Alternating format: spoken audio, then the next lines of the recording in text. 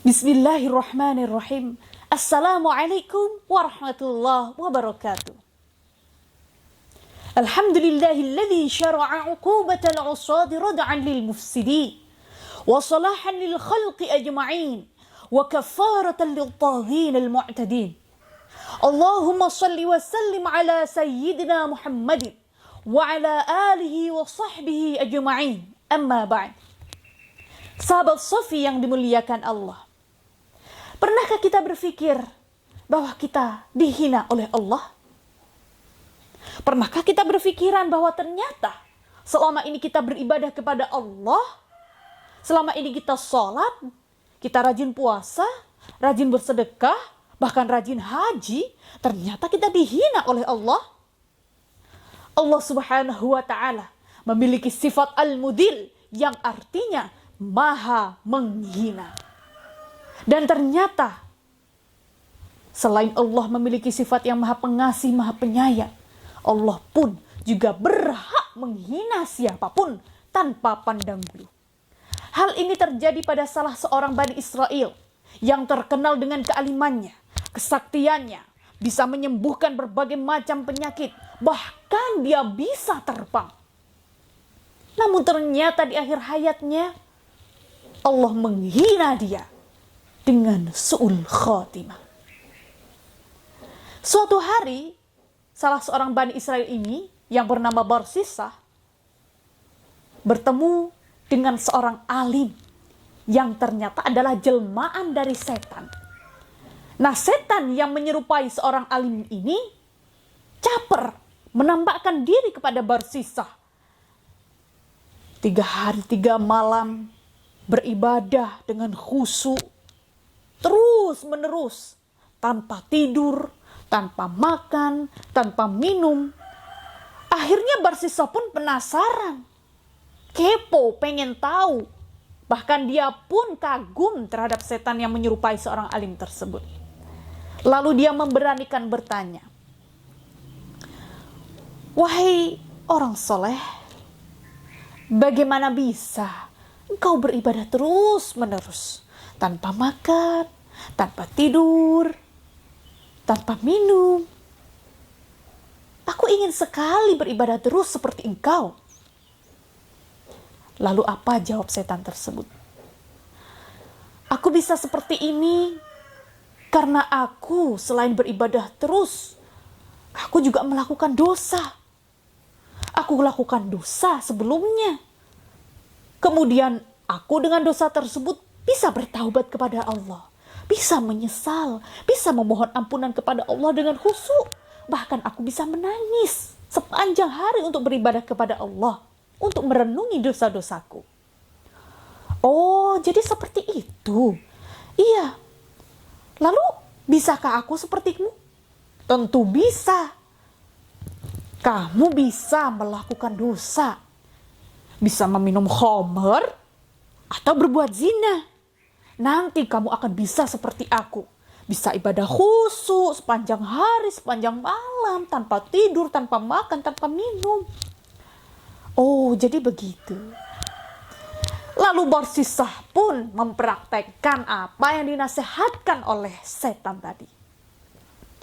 Karena meminum arak dianggap sebagai hal yang sepele oleh Barsisah, maka dia memilih untuk meminum arak terlebih dahulu. Arak kan cuma efeknya ke aku doang nih.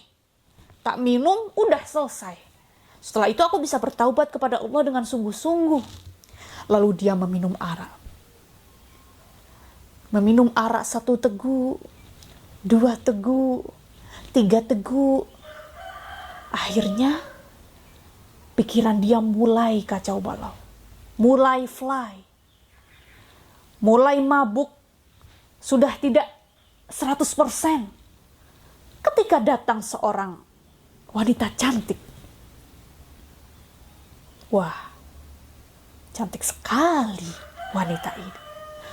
Bodinya bahenol, luar biasa.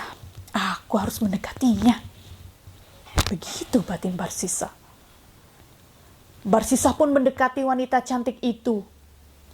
Lalu tak lama kemudian Syahwatnya meningkat, libidonya tidak terkendali. Barsisah perkosa wanita itu, padahal wanita tersebut sudah memiliki suami. Lalu setan pun menggoda yang lainnya. Setan pun menjelmakan diri sebagai manusia dan melaporkan kepada suami wanita tersebut. Karena setan bisa menyerupai siapapun, maka suami tersebut tadi dikatakan oleh setan bahwa istri kamu telah diperkosa oleh Barsisa. Mendengar hal tersebut, maka suami perempuan tadi marahnya bukan main. Lalu Barsisa dihajar, tempeling kanan, tempeling kiri, tendang sana, tendang kepala, sampai Barsisa babak belur. Karena Barsisa sudah keadaan mabuk, tidak punya akal. Dia pun tidak terima jika dipukuli. Maka Barsisa semakin geram, marah tak terkendali, dirasuki oleh setan. Maka lelaki tersebut dihajar sampai sekarat. Lalu semua orang pun mendengar kabar tersebut bahwa Barsisa telah membunuh suami dari istri yang telah ia perkosa. Istri lelaki tadi. Maka masyarakat pun marah, mengarak Barsisa ke tengah lapangan, didakwa sebagai seorang pezina dan pembunuh. Maka Barsisa pun berhak mendapatkan hukuman salib. Masyarakat pun menyalib dia di tengah lapangan, disaksikan oleh seluruh masyarakat. Kemudian, sebelum Barsisa mati, setan pun masih terus menggodanya. Hei Barsisa, supaya kamu nanti selamat, supaya kamu nanti masuk surga, sebelum kamu mati, ucapkan La ilaha. Barsisa pun masih sanggup menuruti godaan setan. Maka sebelum Barsisa meninggal disalib, dia pun mengatakan La ilaha, yang artinya tiada Tuhan. Maka dengan kata-kata ini di akhir hayatnya, Barsisa, di samping dia menjadi pemabuk, yang awalnya dia menjadi orang yang sangat alim, yang sangat sakti, di akhir hayatnya dia menjadi seorang pencuri, pezina, bahkan pembunuh. Bahkan yang terakhir ketika dia mengatakan La ilaha, dia sudah tidak bertuhan lagi. Na'udzubillah, summa na'udzubillah. Allah berfirman dalam surah Al-Mujadalah ayat 20 yang artinya, sesungguhnya orang yang menentang Allah dan menentang Rasulnya, maka dia termasuk orang yang sangat hina. Oleh karena itu,